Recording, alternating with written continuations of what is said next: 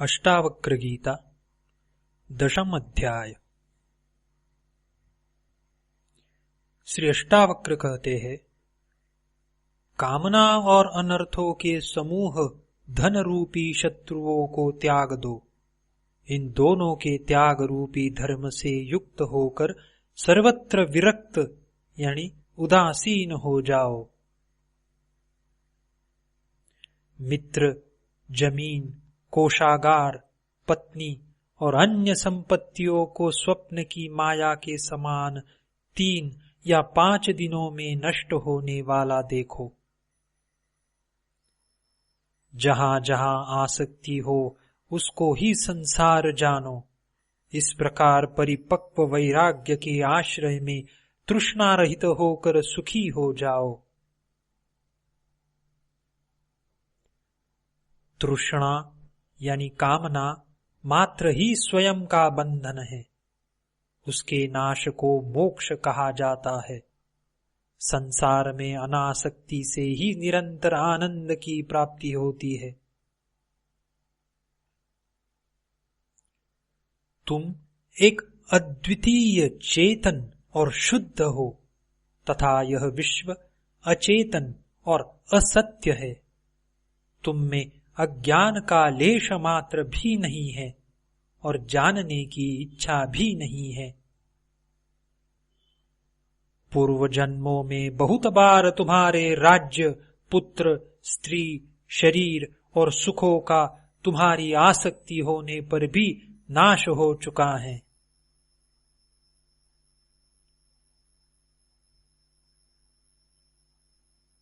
पर्याप्त धन, इच्छाओं और शुभ कर्मों द्वारा भी इस संसार रूपी माया से मन को शांति नहीं मिली। कितने जन्मों में शरीर, मन और वाणी से दुख के कारण कर्मों को तुमने नहीं किया। अब उनसे उपरत यानी विरक्त हो जाओ। अध्याय दशम समाप्त। अष्टावक्र गीता अध्याय 11वां। श्री अष्टावक्र कहते हैं, भाव यानी सृष्टि, स्थिति और अभाव यानी प्रलय, मृत्यु रूपी विकार स्वाभाविक है। ऐसा निश्चित रूप से जानने वाला विकार रहित, दुख रहित होकर सुखपूर्वक शांति को प्राप्त हो जाता है। ईश्वर सबका सृष्टा है, कोई अन्य नहीं। ऐसा निश्चित रूप से जानने वाले की सभी आंतरिक इच्छाओं का नाश हो जाता है। वह शांत पुरुष सर्वत्र आसक्ति रहित हो जाता है। संपत्ति यानी सुख और विपत्ति यानी दुख का समय प्रारब्धवश यानी पूर्वकृत कर्मों के अनुसार है।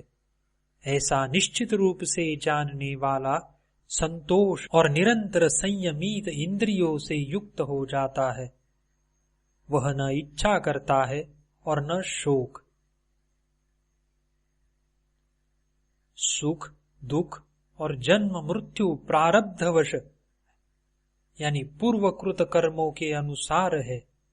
ऐसा निश्चित रूप से जानने वाला, फल की इच्छा न रखने वाला, सरलता से कर्म करते हुए भी उनसे लिप्त नहीं होता है। चिंता से ही दुख उत्पन्न होते हैं, किसी अन्य कारण से नहीं। ऐसा निश्चित रूप से जानने वाला चिंता से रहित होकर सुखी, शांत और सभी इच्छाओं से मुक्त हो जाता है। न मैं यह शरीर हूं और न यह शरीर मेरा है, मैं ज्ञान स्वरूप हूं। ऐसा निश्चित रूप से जानने वाला जीवन मुक्ति को प्राप्त करता है।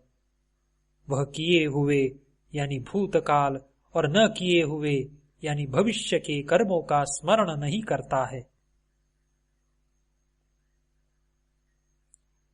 तृण से लेकर ब्रह्मा तक सब कुछ मैं ही हूं, ऐसा निश्चित रूप से जानने वाला विकल्प यानी कामना रहित, पवित्र, शांत और प्राप्त अप्राप्त से आसक्ति रहित हो जाता है।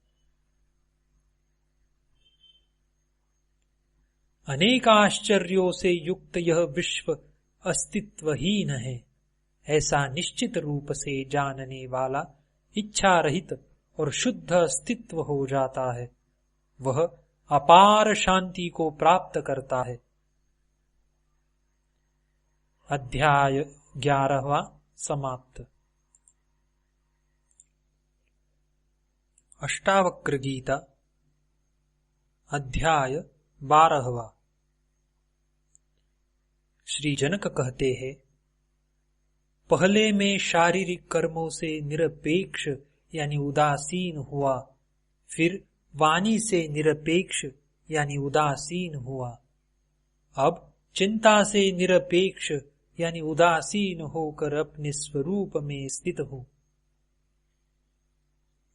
शब्द आदि विषयों में आसक्ति रहित होकर और आत्मा के दृष्टि का विषय न होने के कारण मैं निश्चल और एकाग्र हृदय से अपने स्वरूप में स्थित हूं।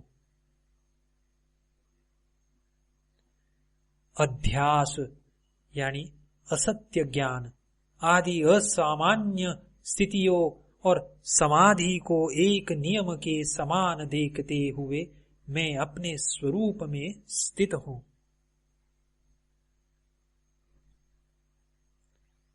हे ब्रह्म को जानने वाले, त्याज्य यानी छोड़ने योग्य और संग्रहणीय से दूर होकर और सुख दुख के अभाव में मैं अपने स्वरूप में स्थित हूं।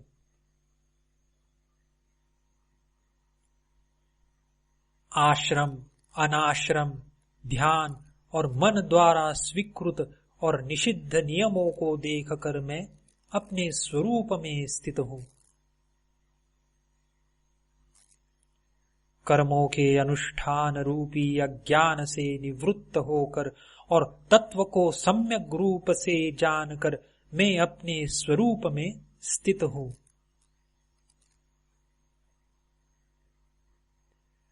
अचिंत्य के संबंध में विचार करते हुए भी विचार पर ही चिंतन किया जाता है, अतः उस विचार का भी परित्याग करके मैं अपने स्वरूप में स्थित हूं।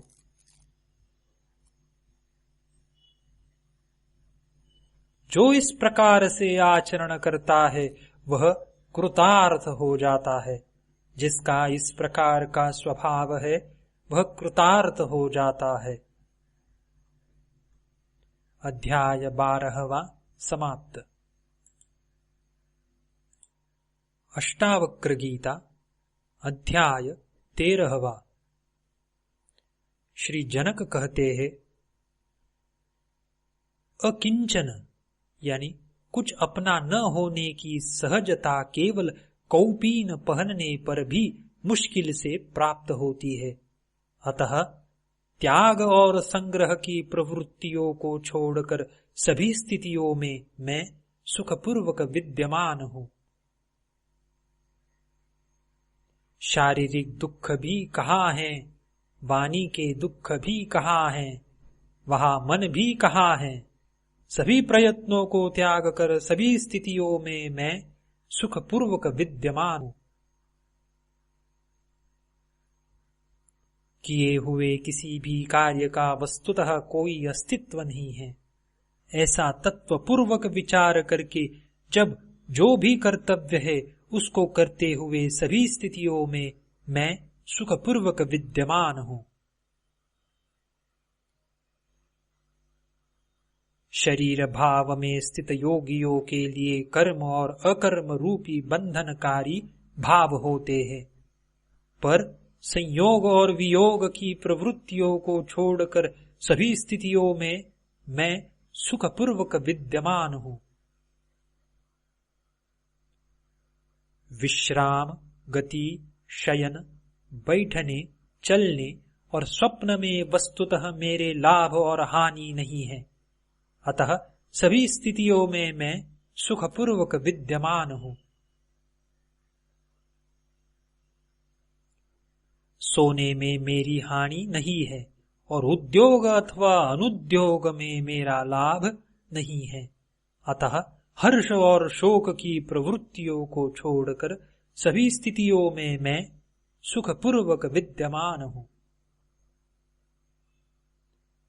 सुख, दुख आदि स्थितियों के क्रम से आने के नियम पर बार बार विचार करके शुभ और अशुभ की प्रवृत्तियों को छोड़कर सभी स्थितियों में मैं सुखपूर्वक विद्यमान हूं।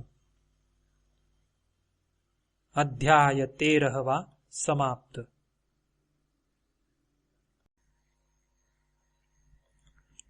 अष्टावक्र गीता अध्याय 14वां। श्री जनक कहते हैं, जो स्वभाव से ही विचार शून्य है और शायद ही कभी कोई इच्छा करता है, वह पूर्व स्मृतियों से उसी प्रकार मुक्त हो जाता है जैसे कि नींद से जागा हुआ व्यक्ति अपने सपनों से। जब मैं कोई इच्छा नहीं करता, तब मुझे धन, मित्रों, विषयों, शास्त्रों और विज्ञान से क्या प्रयोजन है। साक्षी पुरुष रूपी परमात्मा या ईश्वर को जानकर मैं बंधन और मोक्ष से निरपेक्ष हो गया हूँ और मुझे मोक्ष की चिंता भी नहीं है। आंतरिक इच्छाओं से रहित, बाह्य रूप में चिंता रहित आचरण वाले, प्रायः मत्त पुरुष जैसे ही दिखने वाले प्रकाशित पुरुष अपने जैसे प्रकाशित पुरुषों द्वारा ही पहचाने जा सकते हैं। आंतरिक इच्छाओं से रहित, बाह्य रूप में चिंता रहित आचरण वाले, प्रायः मत्त पुरुष जैसे ही दिखने वाले प्रकाशित पुरुष अपने जैसे प्रकाशित पुरुषों द्वारा ही पहचाने जा सकते हैं। अध्याय 14वां समाप्त।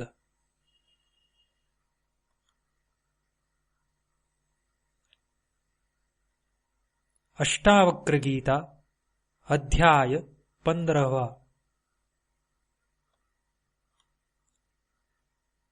श्री अष्टावक्र कहते हैं, सात्विक बुद्धि से युक्त मनुष्य साधारण प्रकार के उपदेश से भी कृतकृत्य हो जाता है, परंतु ऐसा न होने पर, आजीवन जिज्ञासु होने पर भी परब्रह्म का यथार्थ ज्ञान नहीं होता है। विषयों से उदासीन होना मोक्ष है और विषयों में रस लेना बंधन है। ऐसा जानकर तुम्हारी जैसी इच्छा हो वैसा ही करो। वाणी, बुद्धि और कर्मों से महान कार्य करने वाले मनुष्यों को तत्वज्ञान शांत, स्तब्ध और कर्म न करने वाला बना देता है। अतः सुख की इच्छा रखने वाले इसका त्याग कर देते हैं।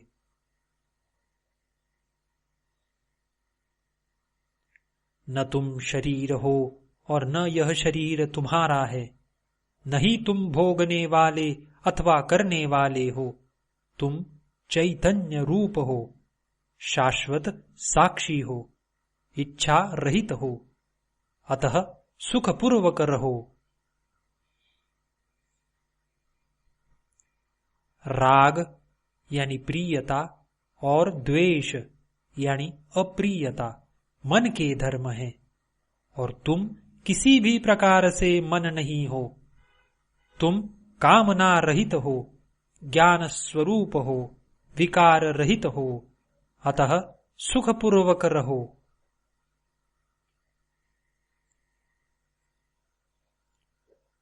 समस्त प्राणियों को स्वयं में और स्वयं को सभी प्राणियों में स्थित जानकर अहंकार और आसक्ति से रहित होकर तुम सुखी हो जाओ।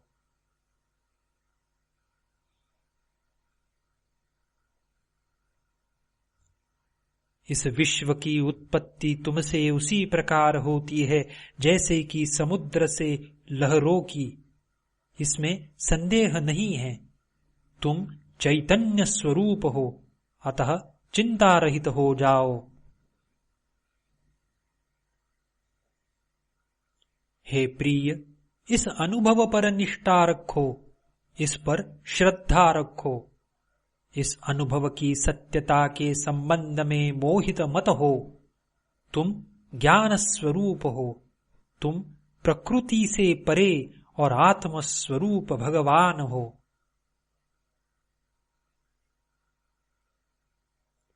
गुणों से निर्मित यह शरीर स्थिति, जन्म और मरण को प्राप्त होता है। आत्मा न आती है और न ही जाती है, अतः तुम क्यों शोक करते हो?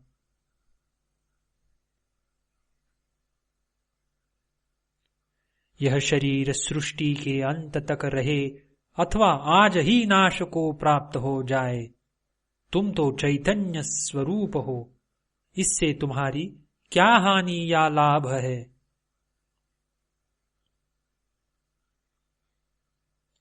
अनंत महासमुद्र रूप तुम में लहर रूप यह विश्व स्वभाव से ही उदय और अस्त को प्राप्त होता है। इसमें तुम्हारी क्या वृद्धि या क्षति है? हे प्रिय, तुम केवल चैतन्य रूप हो और यह विश्व तुमसे अलग नहीं है, अतः किसी की किसी से श्रेष्ठता या निम्नता की कल्पना किस प्रकार की जा सकती है? इस अव्यय शांत चैतन्य निर्मल आकाश में तुम अकेले ही हो, अतः तुम में जन्म, कर्म और अहंकार की कल्पना किस प्रकार की जा सकती है? तुम एक होते हुए भी अनेक रूप में प्रतिबिंबित होकर दिखाई देते हो। क्या स्वर्ण, कंगन, बाजूबंद और पायल से अलग दिखाई देता है? यह मैं हूं और यह मैं नहीं हूं, इस प्रकार के भेद को त्याग दो। सब कुछ आत्मस्वरूप तुम ही हो, ऐसा निश्चय करके और कोई संकल्प न करते हुए सुखी हो जाओ। अज्ञानवश तुम ही यह विश्व हो, पर ज्ञान दृष्टि से देखने पर केवल एक तुम ही हो। तुमसे अलग कोई दूसरा संसारी या असंसारी किसी भी प्रकार से नहीं है।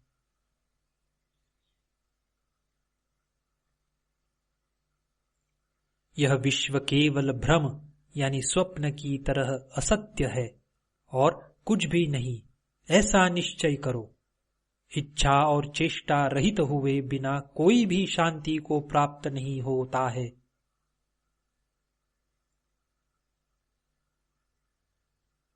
एक ही भवसागर था, है और रहेगा। तुम में न मोक्ष है और न बंधन। आप्तकाम होकर सुख से विचरण करो। हे चैतन्य रूप, भांति भांति के संकल्पों और विकल्पों से अपने चित्त को अशांत मत करो। शांत होकर अपने आनंद रूप में सुख से स्थित हो जाओ।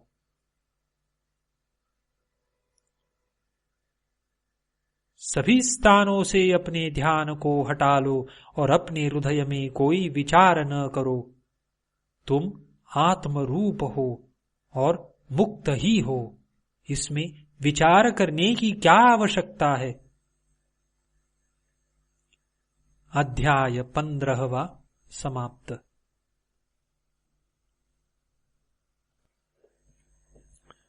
अष्टावक्र गीता अध्याय 16वां।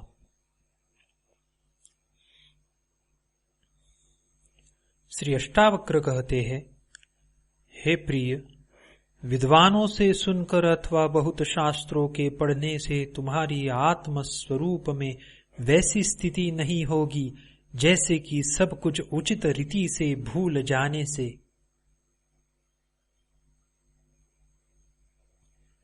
कर्म भोग करो या समाधि में रहो, पर चूंकि तुम विद्वान हो, अतः तुम्हें चित्त की सभी आशाओं को शांत करना अत्यंत आनंदप्रद होगा।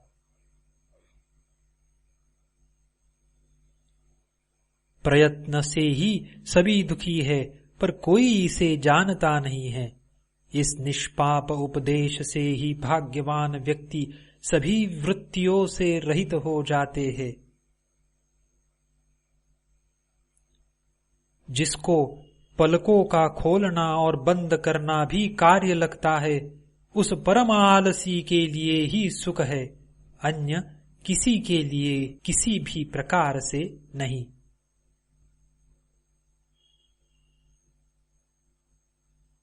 यह करना चाहिए और यह नहीं। जब मन इस प्रकार के द्वंद्वों से मुक्त हो जाता है, तब उसको धर्म, अर्थ, काम और मोक्ष की अपेक्षा यानी इच्छा नहीं रहती। न विषयों से द्वेष करने वाला विरक्त, नहीं विषयों में आसक्त रागवान, वह तो निश्चय ही विषयों के ग्रहण और त्याग से विहीन है। जब तक विषयों के ग्रहण और त्याग की कामना रहती है, तब तक संसार रूपी वृक्ष का अंकुर विद्यमान है। अतः विचारहीन अवस्था का आश्रय लो।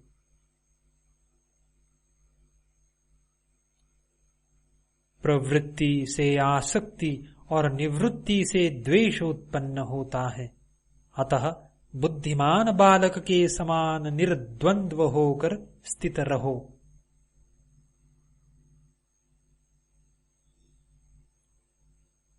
विषय में आसक्त पुरुष दुख से बचने के लिए संसार का त्याग करना चाहता है, पर वह विरक्त ही सुखी है जो उन दुखों में भी खेद नहीं करता है।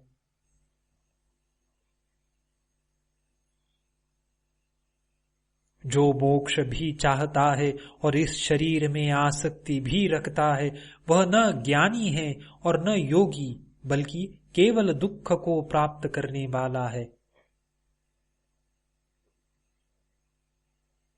यदि तुम्हारे उपदेशक साक्षात शिव, विष्णु या ब्रह्मा भी हो, तो भी सब कुछ विस्मरण किए बिना तुम आत्म स्वरूप को प्राप्त नहीं होगे। अध्याय 16वां समाप्त।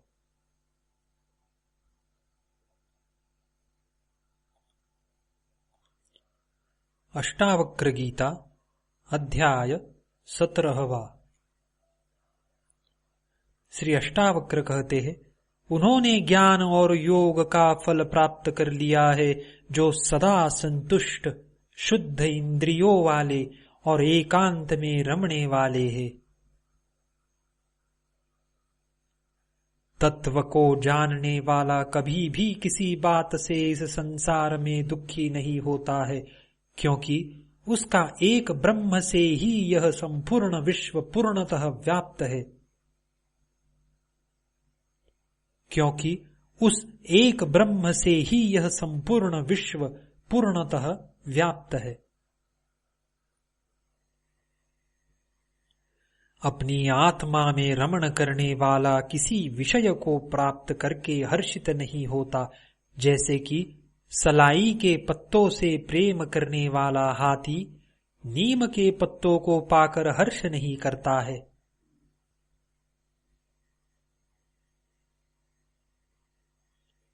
जिसकी प्राप्त हो चुके भोगों में आसक्ति नहीं है और न प्राप्त हुए भोगों की इच्छा नहीं है, ऐसा व्यक्ति इस संसार में दुर्लभ है।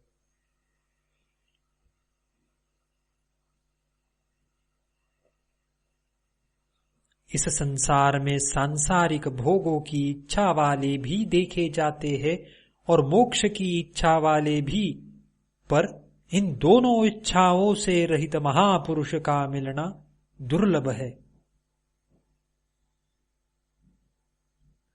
धर्म, अर्थ, काम, मोक्ष जीवन और मृत्यु में उपयोगिता और अनुपयोगिता की समता किसी महात्मा में ही होती है।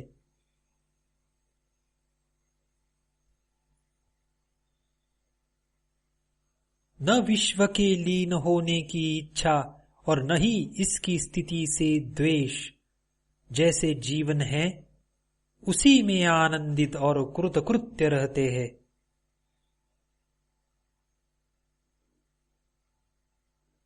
इस ज्ञान से कृतार्थ होकर बुद्धि को अंतर्हित यानी विलीन करके देखते हुए, सुनते हुए, स्पर्श करते हुए, सूंघते हुए और खाते हुए सुखपूर्वक रहते हैं।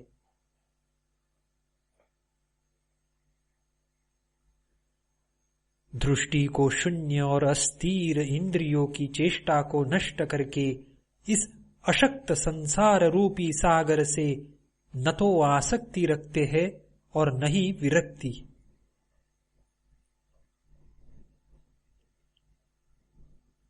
न जगता ही है और न सोता ही है, न ही आंखें खोलता या बंद करता है। आहा, उस परम अवस्था में कोई मुक्त चेतना वाला विरला ही रहता है। सदा स्वयं में स्थित, सर्वत्र स्वच्छ प्रयोजन वाला, समस्त वासनाओं से मुक्त पुरुष सर्वत्र सुशोभित होता है।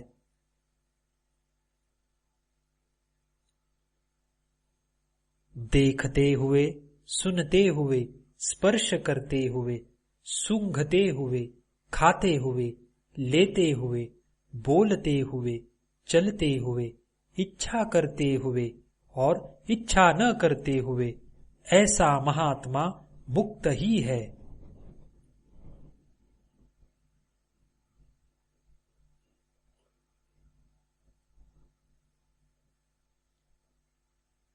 न निंदा करता है और न प्रशंसा करता है, न लेता है न देता है।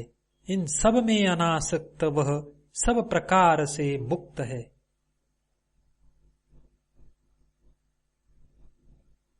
अनुराग युक्त स्त्रियों को देखकर अथवा मृत्यु को उपस्थित देखकर विचलित न होने वाला, स्वयं में स्थित वह महात्मा मुक्त ही है।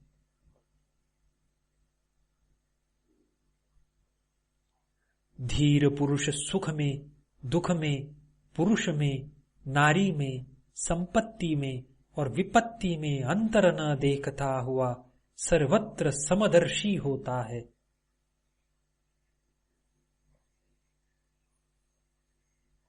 क्षीण संसार वाले पुरुष में न हिंसा और न करुणा, न गर्व और न दीनता, न आश्चर्य और न क्षोभ ही होते हैं।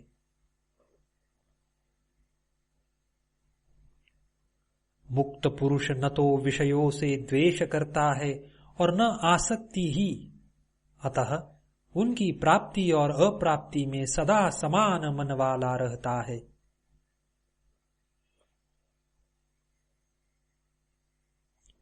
संदेह और समाधान एवं हित और अहित की कल्पना से परे शून्य चित्त वाला पुरुष कैवल्य में ही स्थित रहता है।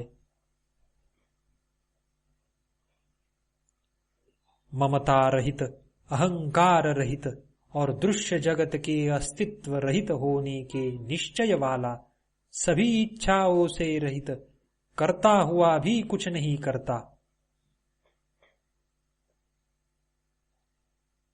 कोई भी मन की मोह, स्वप्न और जड़ता से रहित प्रकाशित अवस्था को प्राप्त कर मन की इच्छाओं से रहित हो जाए। अध्याय 17वां समाप्त। अष्टावक्र गीता अध्याय 18वां।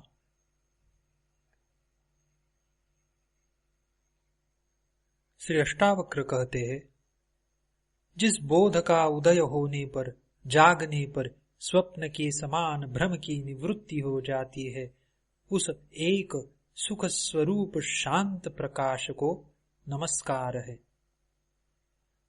जगत के सभी पदार्थों को प्राप्त करके कोई बहुत से भोग प्राप्त कर सकता है, पर उन सब का आंतरिक त्याग किए बिना सुखी नहीं हो सकता। जिसका मन यह कर्तव्य है और यह अकर्तव्य आदि दुखों की तीव्र ज्वाला से झुलस रहा है, उसे भला कर्म त्याग रूपी शांति की अमृत धारा का सेवन किए बिना सुख की प्राप्ति कैसे हो सकती है। यह संसार केवल एक भावना मात्र है, परमार्थतः कुछ भी नहीं है। भाव और अभाव के रूप में स्वभावतः स्थित पदार्थों का कभी अभाव नहीं हो सकता। आत्मा न तो दूर है और न पास, वह तो प्राप्त ही है। तुम स्वयं ही हो, उसमें न विकल्प है, न प्रयत्न, न विकार और न मल ही। अज्ञान मात्र की निवृत्ति और स्वरूप का ज्ञान होते ही दृष्टि का आवरण भंग हो जाता है और तत्व को जानने वाला शोक से रहित होकर शोभायमान हो जाता है। सब कुछ कल्पना मात्र है और आत्मा नित्य मुक्त है। धीर पुरुष इस तथ्य को जानकर फिर बालक के समान क्या अभ्यास करे। आत्मा ही ब्रह्म है और भाव अभाव कल्पित है, ऐसा निश्चय हो जाने पर निष्काम ज्ञानी फिर क्या जाने, क्या कहे और क्या करे। सब आत्मा ही है, ऐसा निश्चय करके जो चूप हो गया है, उस पुरुष के लिए यह मैं हूं, यह मैं नहीं हूं आदि कल्पनाएं भी शांत हो जाती है।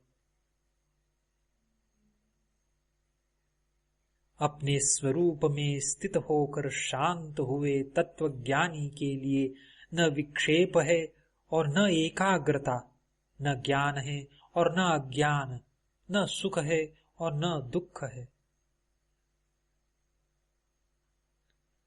जो योगी स्वभाव से ही विकल्प रहित है, उसके लिए अपने राज्य में या भिक्षा में, लाभ हानि में, भीड़ में या सुने जंगल में कोई अंतर नहीं है।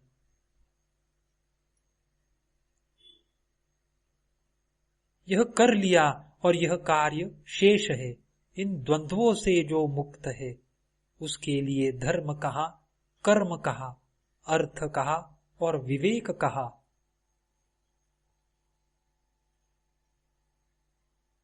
जीवन मुक्त योगी का न तो कुछ कर्तव्य है और न ही उसके हृदय में कोई अनुराग है।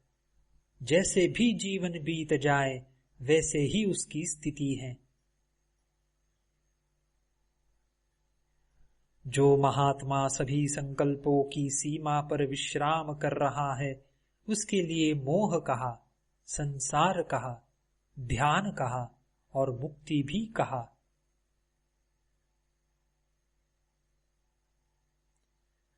जिसने इस संसार को वास्तव में देखा हो, वह कहे कि यह नहीं है, नहीं है। जो कामना रहित है, वह तो इसको देखते हुए भी नहीं देखता।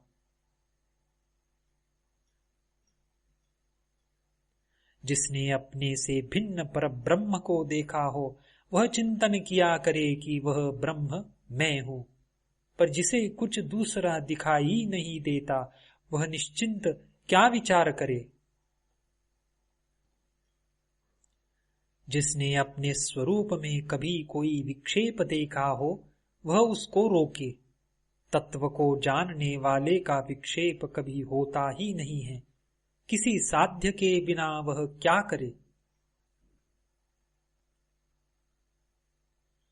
तत्वज्ञ तो सांसारिक लोगों से उल्टा ही होता है। वह सामान्य लोगों जैसा व्यवहार करता हुआ भी अपने स्वरूप में न समाधि देखता है, न विक्षेप, और न लय ही। तत्वज्ञ भाव और अभाव से रहित, तृप्त और कामना रहित होता है। लौकिक दृष्टि से कुछ उल्टा सीधा करते हुए भी वह कुछ भी नहीं करता।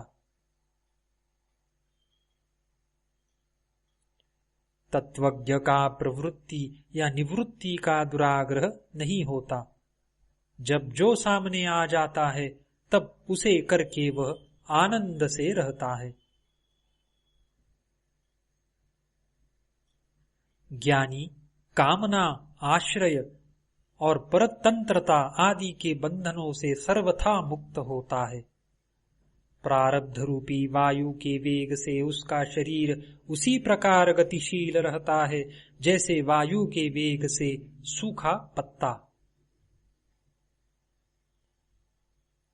जो संसार से मुक्त है वह न कभी हर्ष करता है और न विषाद। उसका मन सदा शीतल रहता है और वह विदेह के समान सुशोभित होता है।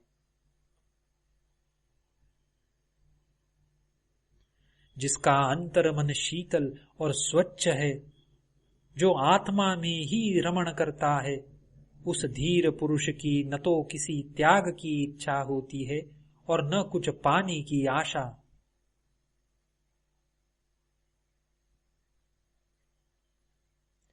जिस धीर पुरुष का चित्त स्वभाव से ही निर्विषय है, वह साधारण मनुष्य के समान प्रारब्धवश बहुत से कार्य करता है, पर उसका उसे न तो मान होता है और न अपमान ही।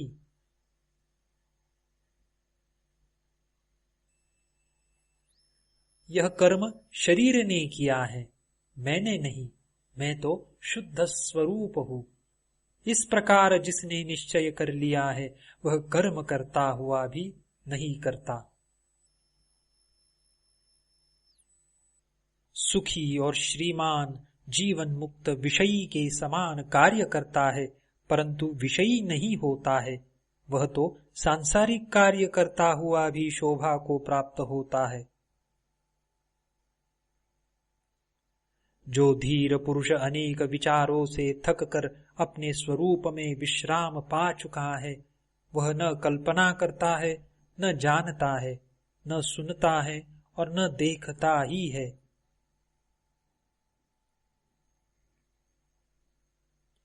ऐसा ज्ञानी समाधि में आग्रह न होने के कारण मुमुक्षु नहीं और विक्षेप न होने के कारण विषयी नहीं है। मेरे अतिरिक्त जो कुछ भी दिख रहा है वह सब कल्पित ही है, ऐसा निश्चय करके सबको देखता हुआ वह ब्रह्म ही है।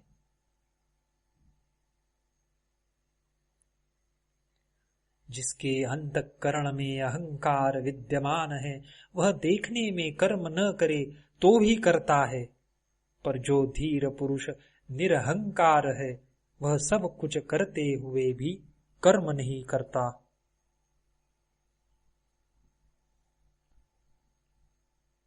मुक्त पुरुष के चित्त में न उद्वेग है, न संतोष है और न कर्तृत्व का अभिमान ही है।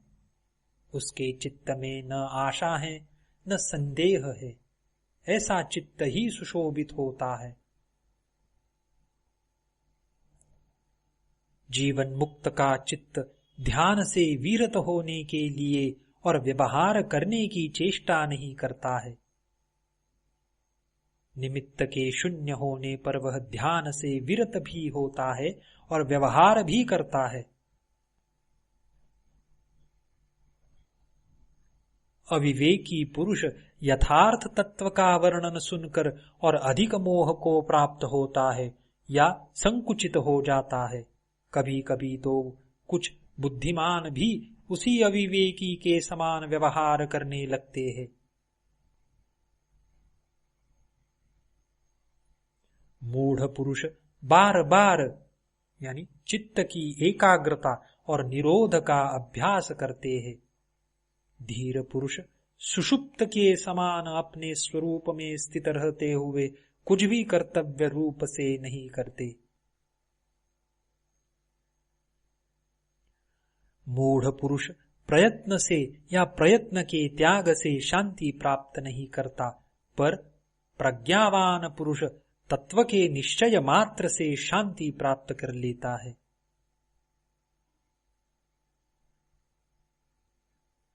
आत्मा के संबंध में जो लोग अभ्यास में लग रहे हैं, वे अपने शुद्ध, बुद्ध, प्रिय, पूर्ण, निष्प्रपंच और निरामय ब्रह्म स्वरूप को नहीं जानते।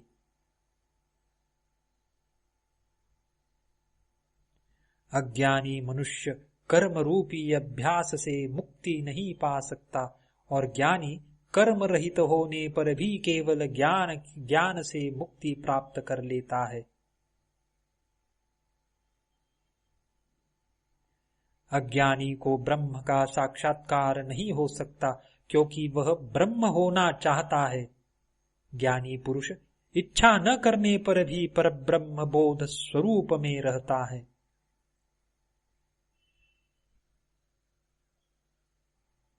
अज्ञानी निराधार आग्रहों में पड़कर संसार का पोषण करते रहते हैं।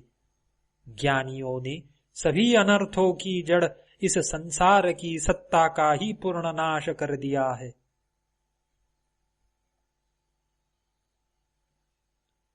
अज्ञानी शांति नहीं प्राप्त कर सकता क्योंकि वह शांत होने की इच्छा से ग्रस्त है। ज्ञानी पुरुष तत्व का दृढ़ निश्चय करके सदैव शांत चित्त ही रहता है। अज्ञानी को आत्म साक्षात्कार कैसे हो सकता है जब वह दृश्य पदार्थों के आश्रय को स्वीकार करता है। ज्ञानी पुरुष तो वे हैं जो दृश्य पदार्थों को न देखते हुए अपने अविनाशी स्वरूप को ही देखते हैं। जो आग्रह करता है उस मूर्ख का चित्त निरुद्ध कहाँ है। आत्मा में रमण करने वाले धीर पुरुष का चित्त तो सदैव स्वाभाविक रूप से निरुद्ध ही रहता है। कोई पदार्थ की सत्ता की भावना करता है और कोई पदार्थों की असत्ता की। ज्ञानी तो भाव अभाव दोनों की ही भावना को छोड़कर निश्चिंत रहता है।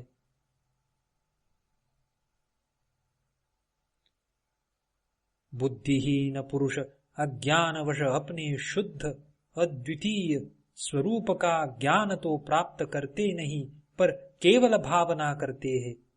उन्हें जीवन पर्यंत शांति नहीं मिलती।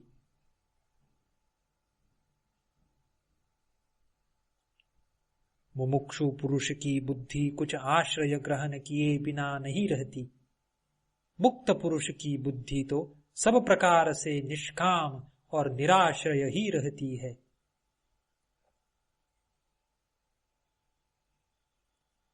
अज्ञानी पुरुष विषय रूपी मतवाले हाथियों को देखकर भयभीत हो जाते हैं और शरण के लिए तुरंत निरोध और एकाग्रता की सिद्धि के लिए झटपट चित्त की गुफा में घुस जाते हैं। कामना रहित ज्ञानी सिंह है। उसे देखते ही विषय रूपी मतवाले हाथी चुपचाप भाग जाते हैं। उनकी एक नहीं चलती, उल्टे वे तरह तरह से खुशामद करके सेवा करते हैं। शंका रहित ज्ञानी पुरुष मुक्ति के साधनों का अभ्यास नहीं करता। वह तो देखते, सुनते, छूते, सूंघते, भोगते हुए भी आनंद में मग्न रहता है। शुद्ध बुद्धि पुरुष वस्तु तत्व के केवल सुनने मात्र से आकुलता रहित हो जाता है। फिर आचार अनाचार या उदासीनता पर उसकी दृष्टि नहीं जाती। स्वभाव में स्थित ज्ञानी शुभ हो या अशुभ, जो जब करने के लिए सामने आ जाता है तब वह उसे बालक की चेष्टा के समान सरलता से कर डालता है। स्वतंत्रता से ही सुख की प्राप्ति होती है। स्वतंत्रता से ही परम तत्व की उपलब्धि होती है। स्वतंत्रता से ही परम शांति की प्राप्ति होती है। स्वतंत्रता से ही परम पद मिलता है।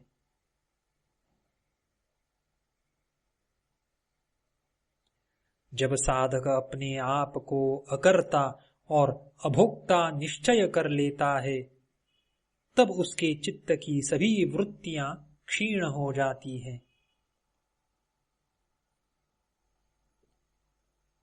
धीर पुरुष की स्वाभाविक स्थिति विक्षोभ युक्त होने पर भी श्रेष्ठ है, पर जिसके चित्त में अनेक इच्छाएं भरी हैं, उस अज्ञानी पुरुष पर बनावटी शांति शोभा नहीं पाती। धीर पुरुष बड़े भोगों में आनंद करते हैं और पर्वतों की गहन गुफाओं में भी निवास करते हैं, पर वे कल्पना, बंधन और बुद्धि की वृत्तियों से मुक्त होते हैं।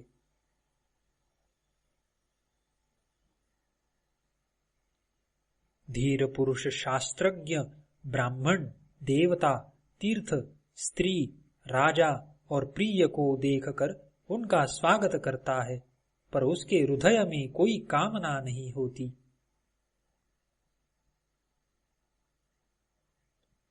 सेवक, पुत्र, स्त्री, नाती और सगोत्र द्वारा हंसे हुए जाने पर भी, धिक्कारने पर भी योगी के चित्त में थोड़ा सा विकार भी उत्पन्न नहीं होता। लौकिक दृष्टि से प्रसन्न दिखने पर वह प्रसन्न नहीं होता और दुखी दिखने पर दुखी नहीं होता। उसकी उस आश्चर्यमय दशा को उसके समान लोग ही जान सकते हैं।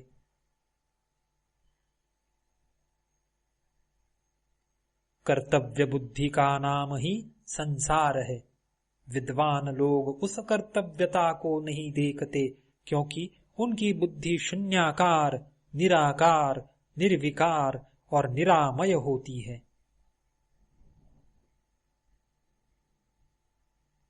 अज्ञानी पुरुष कुछ न करते हुए भी क्षोभवश सदा व्यग्र ही रहता है। योगी पुरुष बहुत से कार्य करता हुआ भी शांत रहता है।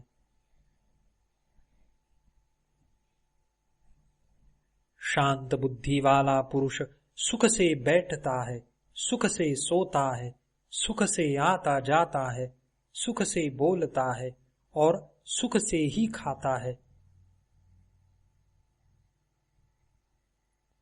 जो बड़े सरोवर के समान शांत है और लौकिक आचरण करते हुए जिसको अन्य लोगों के समान दुख नहीं होता, वह दुख रहित ज्ञानी शोभित होता है।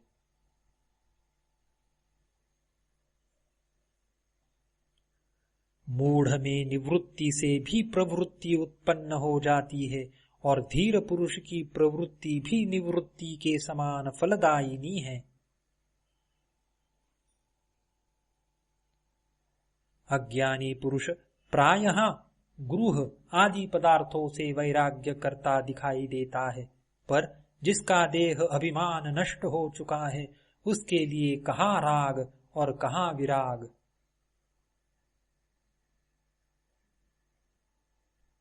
अज्ञानी की दृष्टि सदा भाव या अभाव में लगी रहती है, पर धीर पुरुष तो दृश्य को देखते रहने पर भी आत्म स्वरूप को देखने के कारण कुछ नहीं देखता।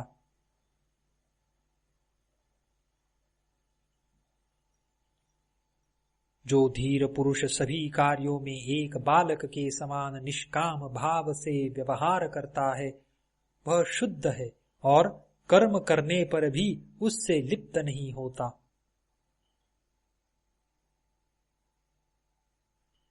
वह आत्मज्ञानी धन्य है जो सभी स्थितियों में समान रहता है।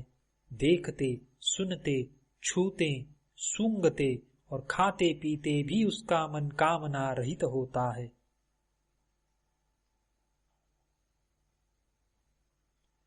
धीर पुरुष सदा आकाश के समान निर्विकल्प रहता है।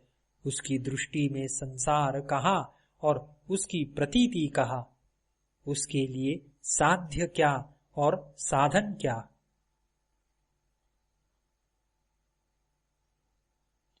जिस सन्यासी को अपने अखंड स्वरूप में सदा स्वाभाविक रूप से समाधि रहती है, जो पूर्ण स्वानंद स्वरूप है, वही विजयी है।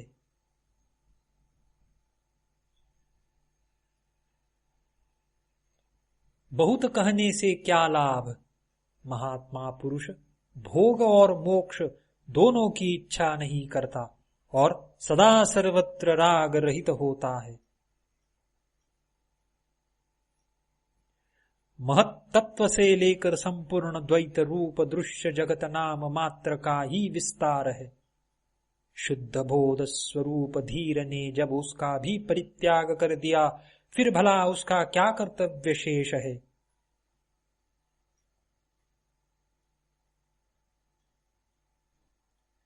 यह संपूर्ण दृश्य जगत भ्रम मात्र है, यह कुछ नहीं है। ऐसे निश्चय से युक्त पुरुष दृश्य की स्फूर्ति से भी रहित हो जाता है और स्वभाव से ही शांत हो जाता है।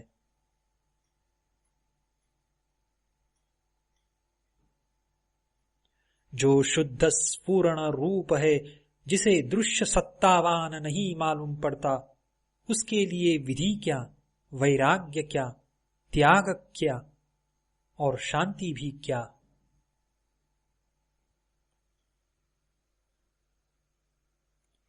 जो अनंत रूप से स्वयं स्फुरित हो रहा है और प्रकृति की पृथक सत्ता को नहीं देखता है, उसके लिए बंधन कहा, मोक्ष कहा, हर्ष कहा और विषाद कहा।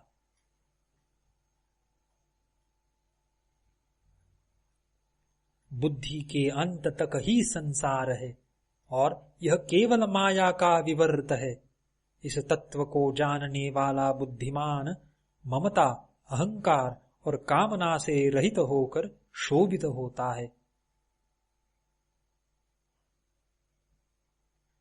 जो मुनि संताप से रहित अपने अविनाशी स्वरूप को जानता है, उसके लिए विद्या कहा और विश्व कहा, अथवा देह कहा और मैं मेरा कहा।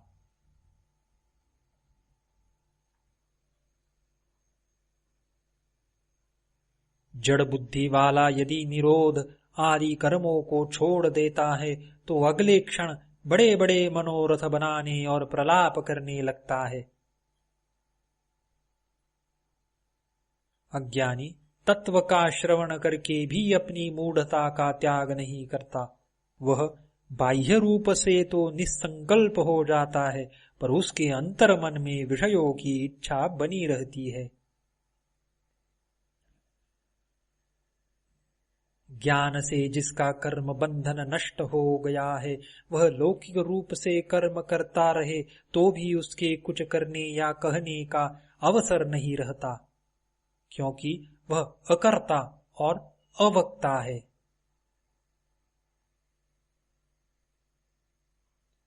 जो धीर सदा निर्विकार और भय रहित है, उसके लिए अंधकार कहा, प्रकाश कहा और त्याग कहा। उसके लिए किसी का अस्तित्व नहीं रहता।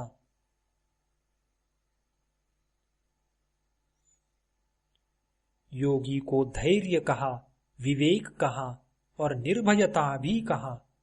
उसका स्वभाव अनिर्वचनीय है और वह वस्तुतः स्वभाव रहित है।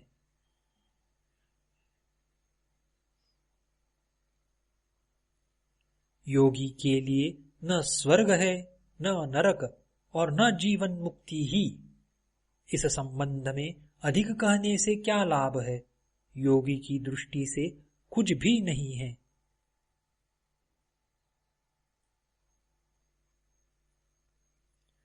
धीर का चित्त ऐसे शीतल रहता है जैसे वह अमृत से परिपूर्ण हो। वह न लाभ की आशा करता है और न हानि का शोक।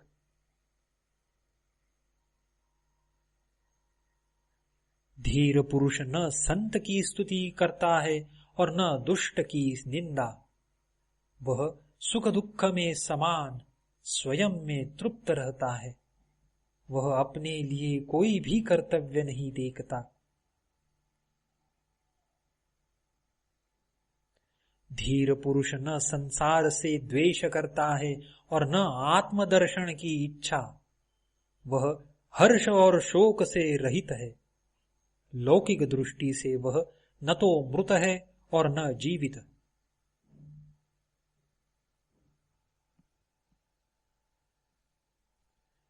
जो धीर पुरुष पुत्र स्त्री आदि के प्रति आसक्ति से रहित होता है, विषय की उपलब्धि में उसकी प्रवृत्ति नहीं होती, अपने शरीर के लिए भी निश्चिंत रहता है, सभी आशाओं से रहित होता है, वह सुशोभित होता है।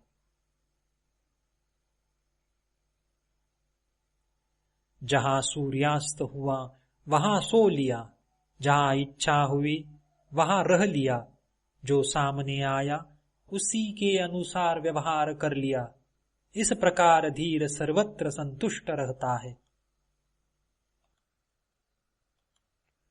जो अपने आत्म स्वरूप में विश्राम करते हुए सभी प्रपंचों का नाश कर चुका है, उस महात्मा को शरीर रहे अथवा नष्ट हो जाए ऐसी चिंता भी नहीं होती। ज्ञानी पुरुष संग्रह रहित, स्वच्छंद, निर्द्वंद्व और संशय रहित होता है। वह किसी भाव में आसक्त नहीं होता, वह तो केवल आनंद से विहार करता है। धीर पुरुष की हृदय ग्रंथि खुल जाती है, रज और तम नष्ट हो जाते हैं। वह मिट्टी के ढेले, पत्थर और सोने को समान दृष्टि से देखता है। ममता रहित वह सुशोभित होता है। जो इस दृश्य प्रपंच पर ध्यान नहीं देता, आत्म तृप्त है, जिसके हृदय में जरा सी भी कामना नहीं होती, ऐसे मुक्तात्मा की तुलना किसके साथ की जा सकती है? कामना रहित धीर के अतिरिक्त ऐसा और कौन है जो जानते हुए भी न जाने, देखते हुए भी न देखे और बोलते हुए भी न बोले। राजा हो या रंक, जो कामना रहित है वह ही सुशोभित होता है। जिसकी दृश्य वस्तुओं में शुभ और अशुभ बुद्धि समाप्त हो गई है, वह निष्काम है। योगी निष्कपट, सरल और चरित्रवान होता है। उसके लिए स्वच्छंदता क्या, संकोच क्या और तत्व विचार भी क्या।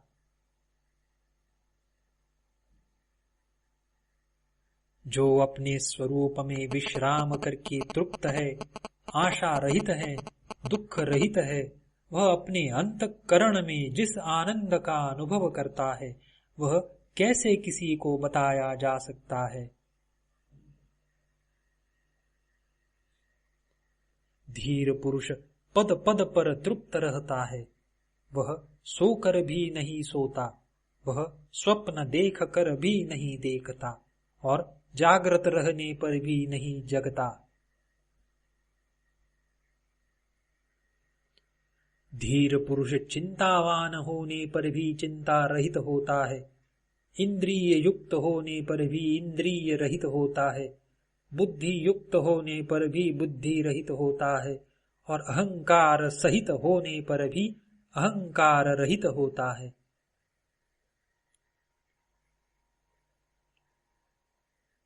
धीर पुरुष न सुखी होता है और न दुखी, न विरक्त होता है और न अनुरक्त।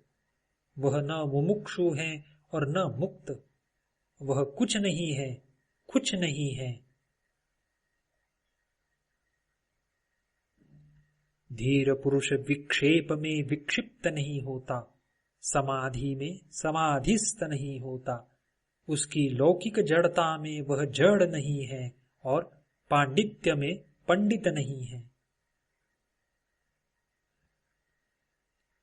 धीर पुरुष सभी स्थितियों में अपने स्वरूप में स्थित रहता है। कर्तव्य रहित होने से शांत होता है, सदा समान रहता है। तृष्णा रहित होने के कारण वह क्या किया और क्या नहीं इन बातों का स्मरण नहीं करता।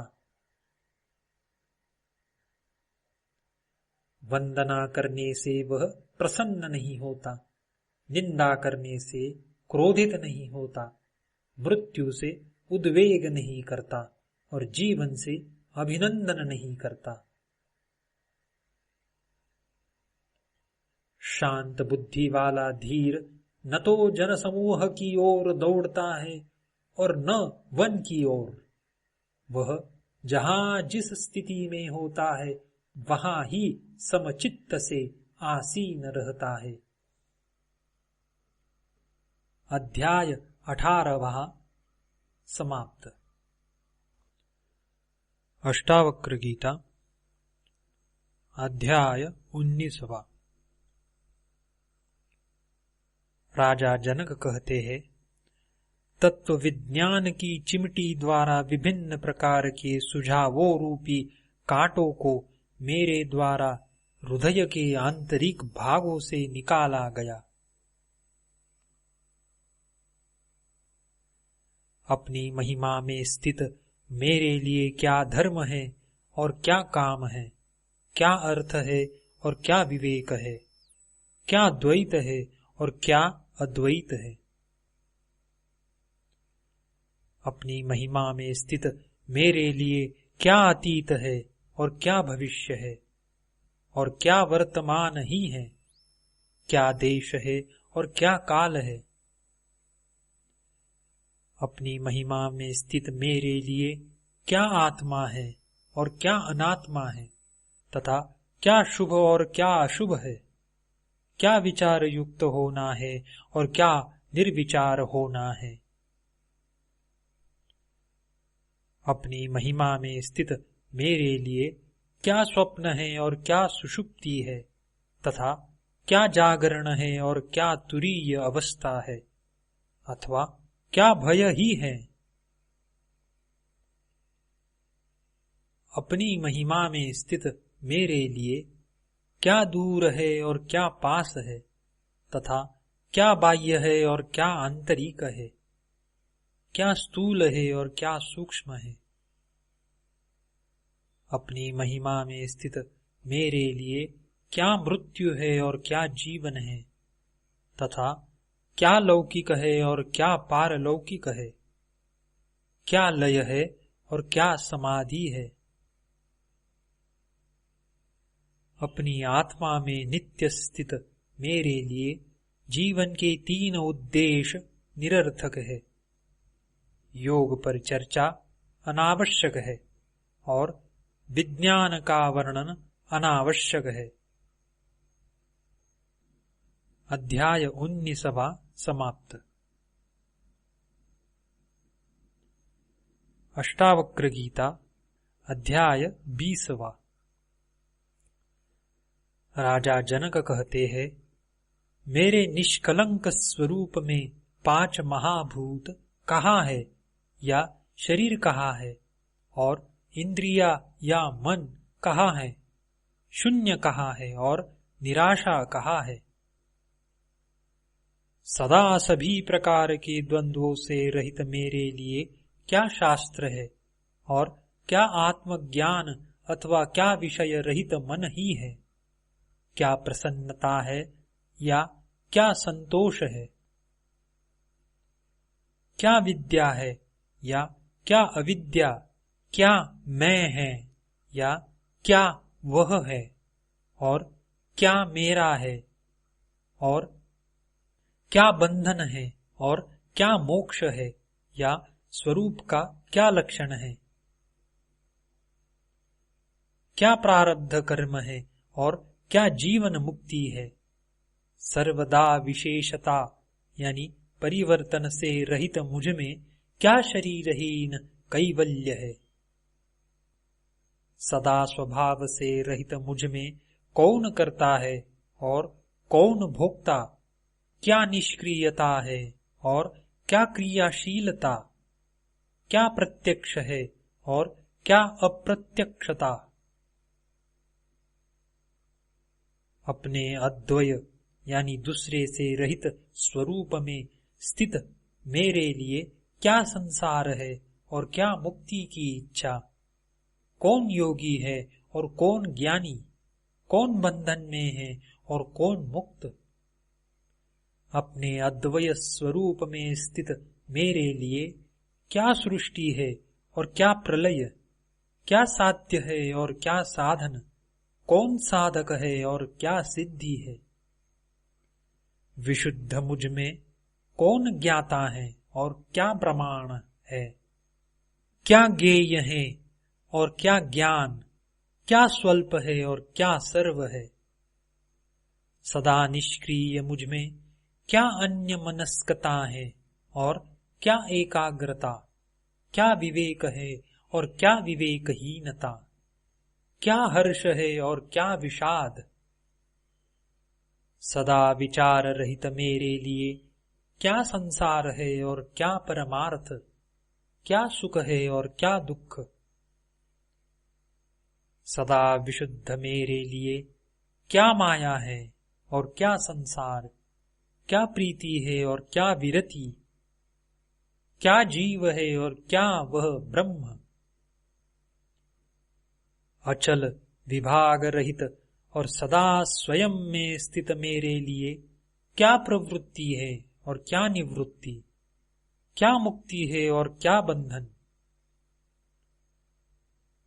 विशेषण रहित कल्याण रूप मेरे लिए क्या उपदेश है और क्या शास्त्र, कौन शिष्य है और कौन गुरु, और क्या प्राप्त करने योग्य ही है,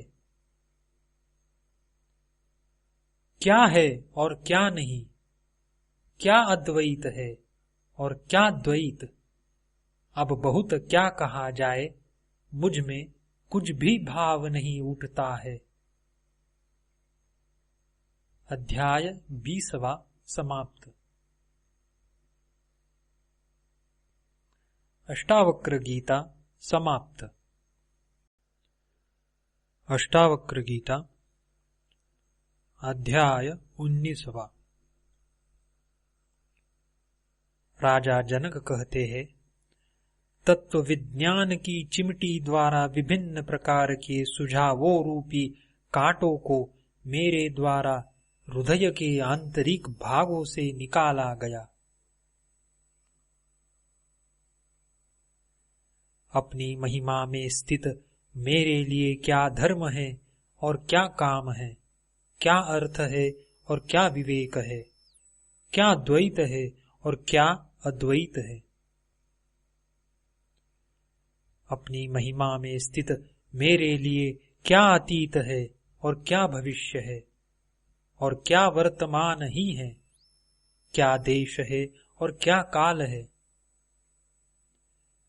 अपनी महिमा में स्थित मेरे लिए क्या आत्मा है और क्या अनात्मा है, तथा क्या शुभ और क्या अशुभ है, क्या विचार युक्त होना है और क्या निर्विचार होना है।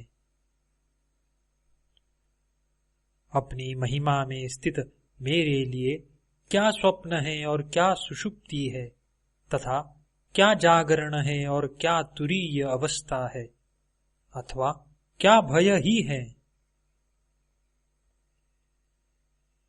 अपनी महिमा में स्थित मेरे लिए क्या दूर है और क्या पास है, तथा क्या बाह्य है और क्या आंतरिक है, क्या स्थूल है और क्या सूक्ष्म है। अपनी महिमा में स्थित मेरे लिए क्या मृत्यु है और क्या जीवन है, तथा क्या लौकिक है और क्या पारलौकिक है, क्या लय है और क्या समाधि है। अपनी आत्मा में नित्य स्थित मेरे लिए जीवन के 3 उद्देश्य निरर्थक है। योग पर चर्चा अनावश्यक है और विज्ञान का वर्णन अनावश्यक है। अध्याय 19वां समाप्त। अष्टावक्र गीता अध्याय 20वां। राजा जनक कहते हैं, मेरे निष्कलंक स्वरूप में 5 महाभूत कहाँ है या शरीर कहाँ है, और इंद्रिया या मन कहाँ है, शून्य कहाँ है और निराशा कहाँ है। सदा सभी प्रकार के द्वंद्वों से रहित मेरे लिए क्या शास्त्र है, और क्या आत्मज्ञान अथवा क्या विषय रहित मन ही है। क्या प्रसन्नता है या क्या संतोष है, क्या विद्या है या क्या अविद्या, क्या मैं है या क्या वह है, और क्या मेरा है, और क्या बंधन है और क्या मोक्ष है, या स्वरूप का क्या लक्षण है, क्या प्रारब्ध कर्म है और क्या जीवन मुक्ति है। सर्वदा विशेषता यानी परिवर्तन से रहित मुझ में क्या शरीरहीन कैवल्य है। सदा स्वभाव से रहित मुझ में कौन करता है और कौन भोक्ता, क्या निष्क्रियता है और क्या क्रियाशीलता, क्या प्रत्यक्ष है और क्या अप्रत्यक्षता। अपने अद्वय यानी दूसरे से रहित स्वरूप में स्थित मेरे लिए क्या संसार है और क्या मुक्ति की इच्छा। कौन योगी है और कौन ज्ञानी, कौन बंधन में है और कौन मुक्त। अपने अद्वय स्वरूप में स्थित मेरे लिए क्या सृष्टि है और क्या प्रलय, क्या साध्य है और क्या साधन, कौन साधक है और क्या सिद्धि है। विशुद्ध मुझ में कौन ज्ञाता है और क्या प्रमाण है, क्या ज्ञेय है और क्या ज्ञान, क्या स्वल्प है और क्या सर्व है। सदा निष्क्रिय मुझ में क्या अन्य मनस्कता है और क्या एकाग्रता, क्या विवेक है और क्या विवेकहीनता, क्या हर्ष है और क्या विषाद। सदा विचार रहित मेरे लिए क्या संसार है और क्या परमार्थ, क्या सुख है और क्या दुख। सदा विशुद्ध मेरे लिए क्या माया है और क्या संसार, क्या प्रीति है और क्या विरति, क्या जीव है और क्या वह ब्रह्म। अचल विभाग रहित और सदा स्वयं में स्थित मेरे लिए क्या प्रवृत्ति है और क्या निवृत्ति, क्या मुक्ति है और क्या बंधन। विशेषण रहित कल्याण रूप मेरे लिए क्या उपदेश है और क्या शास्त्र, कौन शिष्य है और कौन गुरु, और क्या प्राप्त करने योग्य ही है। क्या है और क्या नहीं, क्या अद्वैत है और क्या द्वैत। अब बहुत क्या कहा जाए, मुझ में कुछ भी भाव नहीं उठता है। अध्याय 20वां समाप्त। अष्टावक्र गीता समाप्त।